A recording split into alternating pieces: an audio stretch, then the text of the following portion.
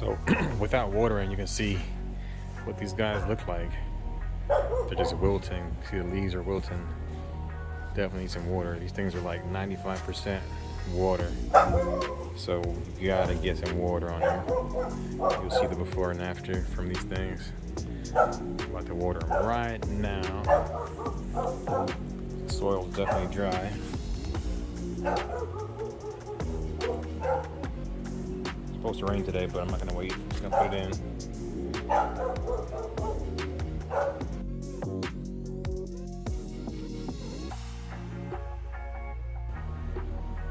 And 1 hour later, these leaves look nice and plump and juicy. That water done got into those roots, and these things are up and ready. That's crazy. These things gobble up some water. Just an hour ago, you saw what it looked like. Maybe an hour and 15 minutes or so. That's crazy. So make sure you keep them watered. These things love water, like badly. 95% water. If you don't water them, those cucumbers end up really bitter. You don't want the bitter cucumbers.